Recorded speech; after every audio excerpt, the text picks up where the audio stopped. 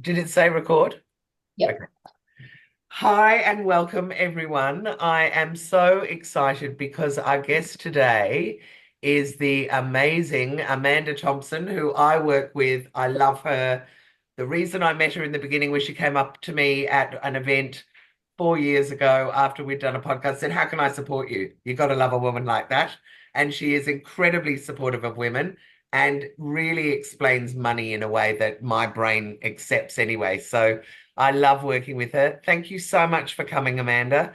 Just tell people a little bit about Endurance Financial and what you do, and then it's over to you. We'll get into it as we go through the Okay, process, so cool. you can do that quite easily. It'll become quite apparent who I am and how I do things. Which is magic. Okay, over to the amazing Amanda Thompson. Oh, hi, everyone. Thanks for your time today. Let's get this underway. All right. Everyone see that okay? No, we're not. I can't see that you're sharing. Okay. All right. Hang on.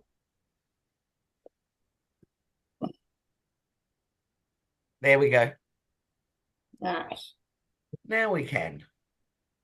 I love the heading, by the way. Money can make you happy. Well, that's the start of the conversation. So I suppose I'm going the first parts of my presentation are I'm really going to show my age because I did grow up in an era where especially my mother told me money can't buy your happiness. And, I'd love to see a nod of heads if people have heard that saying. And I'm here today to give you a little bit of an insight into how I actually disagree with that saying. And it's it's a little bit of a play on words, for the grant writer or the person helping you win awards. We be a little bit different, so it gets everyone thinking about that theory. So I believe that money can make you happy, but you can see that you being underlined is the key word to this conversation. So a little bit about myself.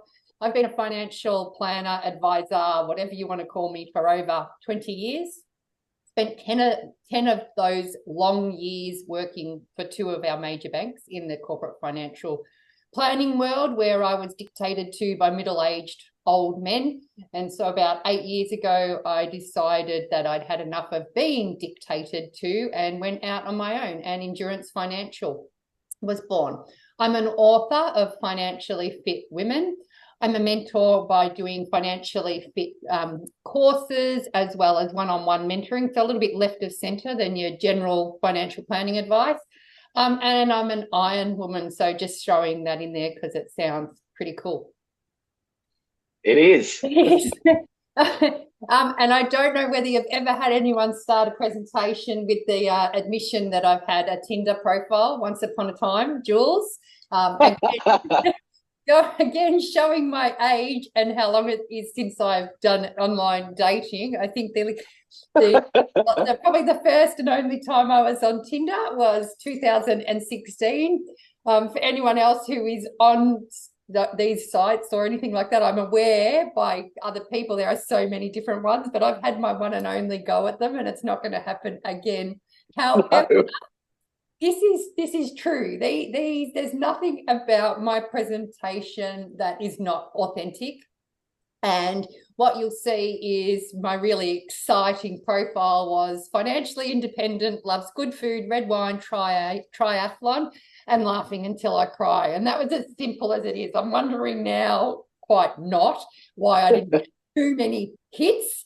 And these two photos were my profile pics. And I want to sit in this for a moment because I'd love you to think about whether you've had a profile, whether if you had one, what would you write? Because it's actually completely me. I probably needed to expand on it, but financially independent, I'm telling you, that's really important to me, and it's something I'm really proud of, which is why it was the very first thing that I said. And then, my mum's words coming into my brain of, Mandy, you've got to find the balance in life. And if you've ever tried to balance all the other things that are in that, it's not that easy. So how I thought I was going to fit a man to this plan wasn't very good. But we'll go to the two photos. And I'm not going to zoom in, but I was also telling people that what you're going to get is real. And the right-hand photo is me, and it's me at over, I think I was 34 years old, jumping the wake and showing my girls that you could still do anything a man could do just as well. And the second or the first photo, if you zoom in on that, you will notice there is a massive bandage on my head from when I scalped myself in said river. Ah, And oh gosh. plaster had to stay on my head for 3 months. So if I was going to meet a man on this profile, on this dating site, they were going to meet me with this bandage to stop the scarring on my head.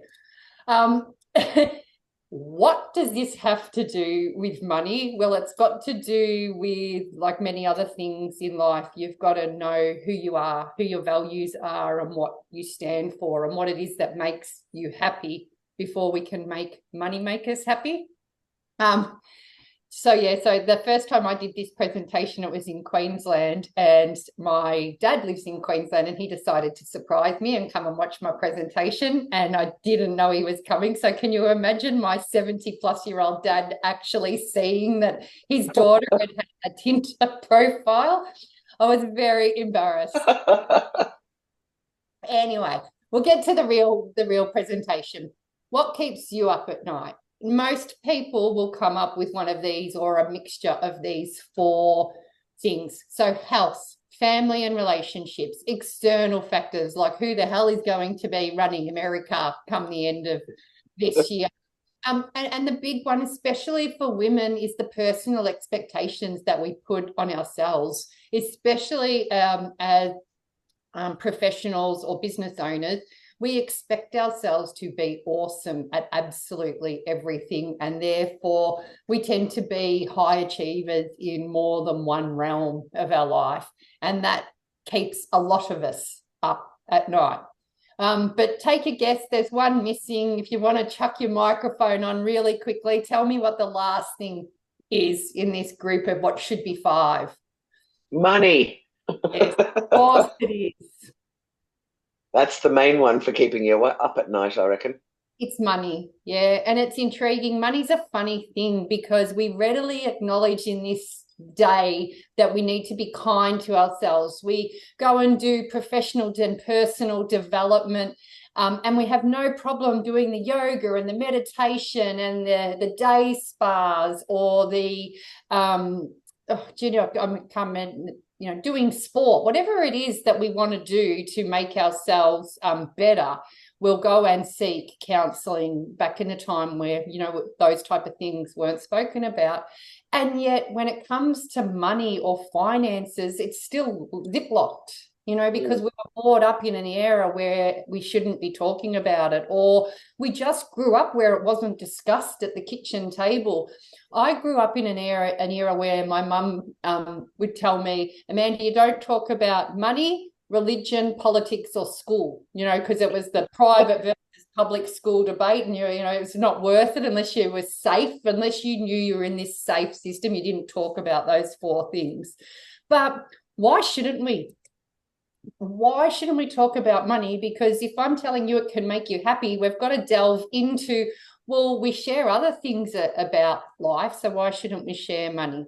So has anyone got an argument to me? And I like doing this, so I know there's not that many of us, but I don't mind being challenged. Does anyone disagree that money can make you happy? Has anyone got something that they think money can't buy? Yes. Tell me, Jules. Well, I guess I've been brought up very similar to you. My parents never discussed money. However, there are a lot of very wealthy people you meet who say money is one thing, but I'm still miserable. So I don't know that it's exclusively money, but I do feel like if I had more of it, I'd love to give it a go, and I'm pretty sure I'd be very happy. I'm going to come back to that because I agree. There's plenty of people that have got money that are miserable because they don't know what they want to do with it for them. And Jules, I remember sitting you with one time, and I haven't heard her say this myself, so it's a hearsay third party, but I remember you telling me Fee Johnson talking about money. I'm pretty sure it's Fee Johnson talking about money. and she put, dollars up and said, what does that mean to you? And then she put a shovel up and she's like, what does that mean to you? And at the end of the day, she was just saying that money, like the shovel, is a tool to get That's us. right. And so I actually use that quite a lot. And I keep saying, if you do speak to Fee and you hear that I've used it, I always say who said it, because it wasn't Yes. me. um, so the biggest thing about money, and you may think you're coming here today for this big, wow, Amanda is going to give the biggest insights in how I'm going to become wealthy. That's not what I'm going to do today. I'm going to make you think about what it is that you want to achieve in life, but more importantly, how you want to feel. So we know that without goals, especially as business owners, we're not going to reach them. How many people do you want on your database? How many clients do you want a year? We sit there and we do all of these numerical things quite often, but we don't go further. What is it that 10 clients a week is going to give me? Normally you'll say it's going to give me, 10,000, let's make it up, $10,000. But what's that $10,000 going to give you? Yeah, have you ever thought about that? Or is it just because, well, we hear about, six-figure businesses, seven-figure businesses. We just want to keep up with the Joneses. So are your money goals directed by you? We hear a lot of profit first people talk about that survive and thrive number. So yes, we all have this survive number because we have expenses that we have to meet. Yeah. I've only got one child living at home now, but she eats me out of house and home like I had three. And so the expense of her is still debatable, because I could feed her bangers and mash every night, or I could choose the cheap meals every night, or I could go and buy different cuts of meat or things like that. So it's still a choice of what I'm wanting to provide for her. That's probably one of the easiest examples. And just, I know we haven't got that many, but a show of hands, has anyone seen a financial planner before? Yeah, you don't count, Jules, because you're me and I don't go down this path. But No, but I was thinking of when I was in my 20s, that the financial advisor that came and sat at the kitchen table and told me a whole lot of rubbish. And would have sat down with you and told you, like a lot of us, what are your short-term, medium-term and long-term goals? We do that a lot. We hear it a lot. I do this, Jules, that I'll still give all of my clients this on purpose, and I really couldn't care less what they come back with. So it's quite funny, because what I'll tend to get is things like this. In the short-term goals, I will get people wanting savings, I want to invest, or, I want to pay down my mortgage, I want to be debt-free, retire. They're all money-related goals. Normally, people will tell me, one of the newest ones, believe it or not, and I want to use it as an example in a minute, is IVF. So I have a lot of, especially same-sex couples, coming to me saying we need to save for IVF. So when they do these goals, IVF's written down in the goals. Anyone want to take a guess at what I believe the goal should be? Want to have a family? I want to have a family is the goal, isn't it? It's what you're actually seeking. Your goal isn't, I want to have this money. The goal is, we really want to have a family. And so what we're doing is we're going to the monetary value first when we're presented with forms like this. And if you've read my book, little plug there, it's full of wisdom and quotes, and I steal them for everyone. But life is the most difficult exam, because we're not being authentic to ourselves. And if we're not being authentic to ourselves, we will fail, because we're not sitting our own exam, we're sitting someone else's. So the biggest thing when it comes to anything to do with money is be yourself. This is what the goals should look like, in my opinion. And they can be short-term, medium-term, long-term, but what feeling are you chasing? And what's that feeling going to give you? Why do you want that? I'm going to talk about my daughter, and just before we jumped on this call, I showed Jules a photo. It's my youngest daughter's turned 18. It was her year 12 valedictory last night. I've been through a really rough time of late. And so I was beyond myself with social anxiety of going out into this massive room. And so if you talk about the shortest term goal for me was, I just want to be present and comfortable for my daughter last night. And why do I want this? Because I don't want her to be hating me at the end of the night. I want us to come home being proud and have had a good night. And so that was my goal. Do you know what I did? I went and bought a new dress. Yeah, so Yay. I went and bought a new dress because I was chasing this particular goal. I wasn't feeling comfortable with myself. I needed to make myself have some form of confidence. I bought a bright red dress. You know, it actually backfired on me a little bit, but because everyone wanted to speak to me and I talked about social anxiety, and I was like, no, maybe I should have hidden in some bland color at the table. But there was this, Livy said to me, Mum, you look amazing. Mum, I love your dress. And it wasn't that my daughter thought I looked good. It was the interaction that we were having that was important to me. So what you'll get anytime you ever hear me speak, and you can vouch for me, Jules, is always a reality. And that's last night. That was my goal. You know, another goal that I'll share, because I want you to think about this as I'm talking. Normally you hear me say that, you know, up until about a year ago, my goal, my big audacious goal, and if I could turn my camera around, you'll see a really expensive triathlon bike just sitting right here in my office because there's nowhere else for it at the moment. But my big audacious goal was to travel overseas once a year for a triathlon and take my children, you know. And while people absorb the fact that I am a complete nutcase for doing triathlons and wanting to travel overseas for something so silly instead of just to drink margaritas or mojitos, what you get, again, is an understanding of who I am.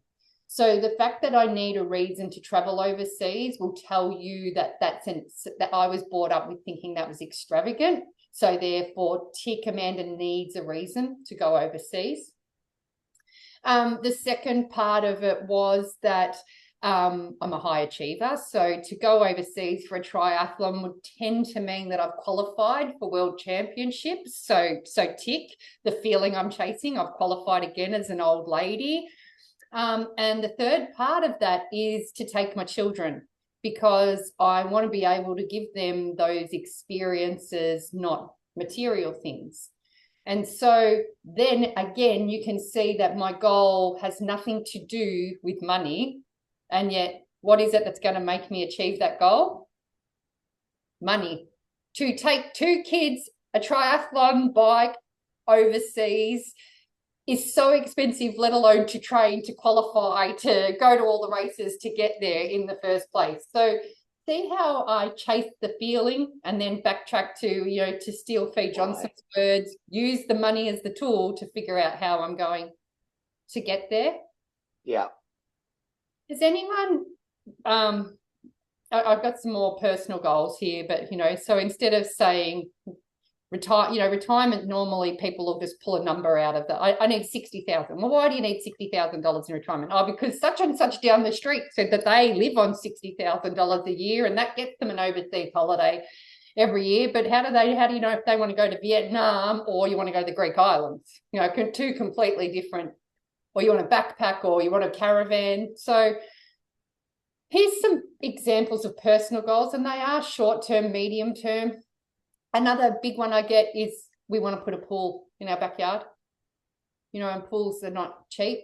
Why do you want to put a pool in your backyard? Normally, and again, trying not to put words in people's mouths, but with my experience, it's because of family time, because people want their kids coming home to their house, bringing their friends home. So we know that the pool's going to bring the masses. You know, renovations and retirement is a big one. Longevity. I have people that want to renovate their houses, and I will often question them saying, well, is this your forever home? Because if it's not your forever home, don't necessarily, like a pool, you're not going to get back financially what you put into it. So again, I've got people who have put ramps in their houses or change their bathroom to a different level of the house, things like that, because they are thinking of that longevity. And the big one that a lot of people miss is the estate planning part of it, because the idea of a will and thinking we're going to die scares us all so much. But, I like to flip that on its head and say, but what legacy are you leaving? What legacy is it that you want to leave? And again, it's not about money. It's about the ability to do things or utilize tools. Do you want to leave things to charity to show your children? What is it that you want to do? Again, it's hard when we've got such a small group, but is anyone willing to give me some insight into their goals or any, again, challenges of what I've just said? Well, I am, but I don't think I should be the only one. So have we got any other volunteers? Karen, do you want to say what your goals are, or Jess, or Sandra, or Ildi? Okay. I will. Yeah, good, good, good. I want to change my business, making my business more about cybersecurity rather than what I've previously been doing. And that takes us a lot of downtime in that time. And I don't have the level of clients that I've had previously. So that's a financial hurdle I've got at the moment, and I want to get that back up to my regular level of income, but doing something different to what I have been doing. So can I ask you a couple of questions just to give you an example of how I work? Yes. Why do you want to change it? Because I want to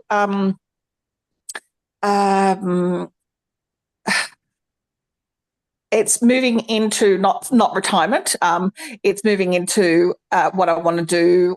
I want to do less work, hard work, and a little more consulting. Okay. Can I interrupt you for one sec? Because we're getting down to the nitty gritty now. See, I want to do less work is actually the goal, yeah? Less of the doing. I do a lot of actual software development at the moment. Yep. So I want to do less actual software development and more consulting, more helping people achieve what they want to do. And what feeling is that going to give you?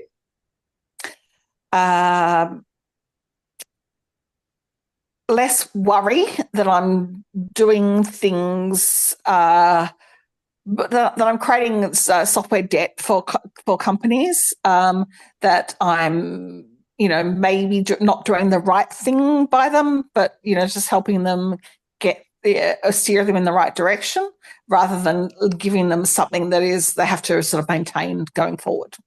Yeah. I love it. See how when we get to this, and I'm about to talk about this in a sec, when we get to this feeling that we're chasing, the why, normally it's one or two things. We want to feel good, that real gut feel good about ourselves, or we want to decrease a worry. And normally they're related to our values, so that what keeps them, and then we go back around to what keeps us up at night and that stress of things. Does anyone else want to share? Have we got one more? All right. Well, I had written down that I wanted to buy a house again and that I want to take my kids on holiday and to stop working so hard in my business, very like Jodie, and work on it. And ultimately, I'd like to be able to invest in other people, other women running businesses. And the feeling that would give me would be relief. I want to circle back around to the first one, Jules. It's a really good one. Why do you want to buy a house? For security and because I like decorating. Okay. So see how when we write these goals, we've got to really understand the extension of it. So again, house by house, everyone writes that. Well, why do you want a house? Why? Yeah. Security, it could be, you could go further and say, because I traveled a lot, I had 6 different houses by the time I'm making this up, Jules, but I had 6 different houses by the age I was 10, and I don't want my children to feel like that. It's really important that my heart feels safe and secure, and happiness again. So you've got to, if you have actually written down goals and you don't have a feeling associated with it, or a release of a feeling associated with it, add it in now. Because what will happen when you define your personal goals, you will be more inclined to commit to achieving them because you know that it's important to you from a feelings and internal perspective. Yeah. If it fulfills us, we are more likely to consciously spend or not spend money in an ability to, and I use it, what are we sacrificing? So if I go straight back to my my Tinder profile, I do admit I like red wine, and Jules knows I'm quite local, and I do have a favourite wine bar, and it is not wine at that wine bar. However, when I'm setting my personal goals, and if a triathlon event's coming up or I'm saving for that holiday that's overseas, I may or may not, depending on the day I've had, reconsider that third glass, not third bottle, but third glass of red wine, because I know intrinsically what it is that I am working for.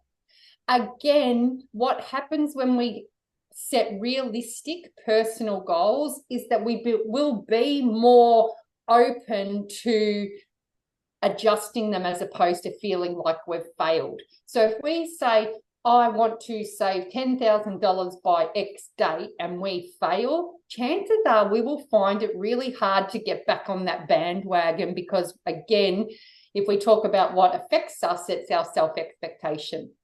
Whereas if I say that I want to, I am saving for whatever it is, and I don't quite make it by the time limit, I'm more likely to be a little bit kinder to myself, go, okay, that didn't work. I'm still chasing that feeling. So what do I need to do to make sure I get there? True. Because we know life changes. Yeah, life changes. And if we're not evolving, then we tend to let go of goals.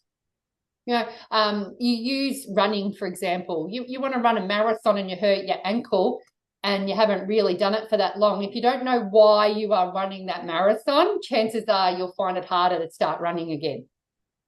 It's no different with money. So ultimately, and if you want to take a screenshot of this, I would, because it's my favorite sayings. Ultimately, every goal we should have down: what, when, how, with. What is it that you want? Doing what you want? When do you want it by? How are you going to get there? And who is it with? And there's nothing wrong with it just being with yourself, but ultimately a goal should have all of those in them. Yeah. And I've had a bit of a mind blank, so I could be missing the next slide because I can't see it. But dream. We talk about dreams to reality. We talk about goals being dreams. So dream, just written down, is discipline, routine, education, action, and mentality. And it's manifestation. Yeah, you manifest it in a way as well, I feel. It is, and I haven't got my who's speaking at the moment, so I'm not sure who said that. It's a funny one. I often don't use that word only because of when I'm talking about money, which I kind of am now. I do not believe money grows on trees, and I don't believe we can manifest money, but we can manifest the goals. Absolutely. We get, when I stick to what I'm talking about there, I listened to someone the other day saying how much they manifested that they want a husband, and they got one, but it's what they did, that the manifestation didn't just sit there and be non-active in getting a husband. They did absolutely everything under the sun they could to get a husband. It was quite an enjoyable chat. So the reason I'm getting you to write it down is that you're 42% more likely to achieve it. And if you tell someone, that increases to just under 80% because you're going to be committed to it. So if you do anything from today, write it down in the way that I've asked you to. Write it down as a what am I chasing and how you're going to get there, and then tell someone. And if you want, just email me. I'll hold you. I'll hold you accountable. So we've talked about the feelings that we're chasing, and we've touched upon the fact that fear is one of the most potent reasons for wanting something. Financial planning, again, it's a strange being, financial planning, because the majority of people believe that it is only there for the wealthy. And so you'll get people seeking out a financial planner when they are getting close to retirement, they get an inheritance, they want to start investing. But what we don't realize is that fear, we all have it, and normally it's the same fears: not being able to provide for our family, fear of not having enough money. And the realization here is that nothing in that fear has anything to do with the amount of money you earn or the assets that you have. And so it shouldn't stop us from seeking advice or assistance. And I say assistance as opposed to advice because there are so many ways to find education and assistance when we're talking about money, that you don't necessarily need to go and pay thousands and thousands of dollars for a financial plan.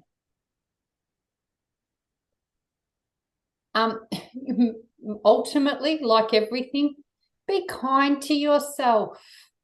Set realistic expectations, but don't be so hard on yourself if you don't achieve them. Reassess.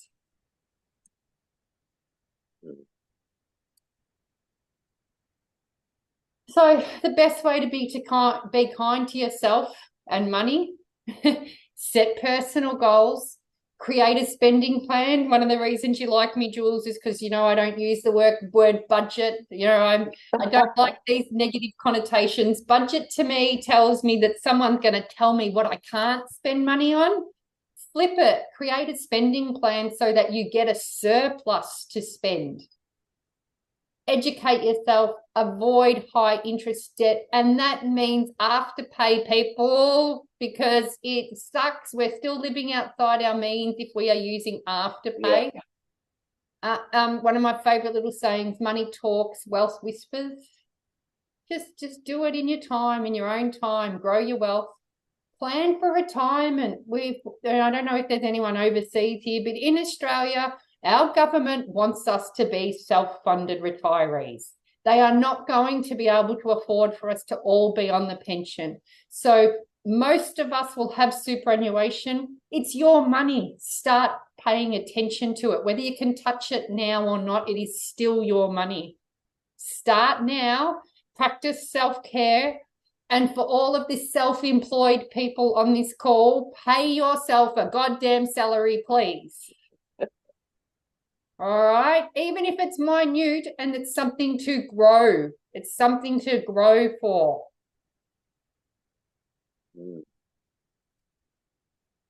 Okay, so I'm just going to drill down into these really quickly, Jules, because we've got some time. Setting personal goals, we've spoken about. Creating a spending plan, it actually gives you the control over what you spend and where you can create your surplus. Yeah, so you might say, oh, if I do cut back on red wine, I might be able to make an extra $100 a week surplus because I want to put it into this feeling that I'm chasing. Okay, so practice mindful spending. One of the other things that I like to think about when I talk about mindful spending is online shopping. Instant gratification is a real evil in today's society. We no longer need to go to the shops to look for a dress to wear to your daughter's valedictory dinner. You could buy 4 in one day, have them all sent and send 3 back. So this instant gratification is a really difficult thing to navigate. So one of my little tips for this is do this wait list, your own wait list. Put it in your shopping cart and leave it there for 24 hours and come back to it. You know, for those who have had children, you know, our kids want the shiny toy all the time, and we try and teach them to work hard to get what they want and things like that. Same thing for us is, do I really want that now? I sure do want that right now, but let's see, after I've had a good sleep or I've had some good food or some laughter with friends, what is that purchase getting me? Do I still want it? So that's a little tip in spending. Educate yourself. It is the number one thing that we can do around money. So financial literacy does not mean you need to be good at spreadsheets and understand what your accountant says. It means you have to understand your own situation and realize where you need the education. There are so many books available, podcasts, that, you know, people that, you know, Jules, your group's a wealth of financial knowledge. So even these type of sessions, going to the She's the Boss functions where you actually can speak openly in a safe space with other women is educating yourself. Yeah. Yeah. High interest debt, you know, we talk about it all the time, but do we really do anything? If you've got a credit card, please don't. Please don't. If you're not paying it off every single month completely, then you are living outside your means again. Yeah. Imagine how much money you could save if you didn't pay interest. All right. Yeah. Money talks, wealth whispers. I love it. I love this saying, and I always forget. I'm pretty sure it's a Warren Buffett saying, but it's about making decisions that you don't have to tell the world about. Financial security grows slowly. Planning for retirement, you know, it's essential. I spoke about it really briefly. You've got superannuation. It's your money. Understand your fees, understand whether you've got one fund, two funds, why you've got those funds. Are you in the right investment option for you? If you are in an industry superannuation fund, most industry super funds will have free access to their in-house advisors. So they'll have limited advice that they can give you, but they can talk through investment options and salary sacrifice and things like that. Quite often their first session is completely free of charge. So it's a really useful tool to have, is see where your super is and see if your superannuation provider offers a free chat. Start now. Don't wait for that windfall. Don't wait for the inheritance. Don't wait until you know, my kids are off my hands or I've got no private school fees. Start now, because if you get all these windfalls or you have surplus, you're just going to be more committed to doing more with it. And as I said, practicing self-care and being kind to ourselves isn't just about the yoga and the meditation and the gym. It's making sure that your financial decisions are of sound mind and doing the best for you, because it does reduce the stress, which then does contribute to our overall happiness. And don't be afraid to seek advice. Again, in Australia, we're really lucky. We have a lot of helplines. You know, there is the debt helpline. So most of us, believe it or not, you know, you may not believe it, most of us will know one or two people who live from paycheck to paycheck, or someone that's behind on their rent or behind in their mortgages. Life is really tough at the moment. You know, the cost of living has increased. You only need to review your supermarket bills, or your insurance has gone up. So it is tough. And if you are struggling, reach out, because Australia has a lot of good financial counselling lines as well as debt management lines as well. So I'm just about finished, Jules. So there's no rush at all. This is great. Many individuals don't seek the advice because they don't think they can afford it. And this is one, a little plug for myself, but there are plenty of other people there. I always will offer a discovery session because I pride myself on being able to send people off on a different direction if it's where they should be. If you need advice, ask for that. If you need advice and you know you want to employ an advisor, interview more than one, because ultimately they need to understand you and you need to be comfortable with them. Yeah. So always interview more than one person. All right, this one, I'm going to have to move this over here. You've got a little thing. Yeah, I was going to say free up space to continue that's hiding things. So, King of the Jungle, the lion. Do you know what? He is not the biggest, he is not the wisest, and he is not the fastest. So why is he the king of the jungle? Who wants to tell me why?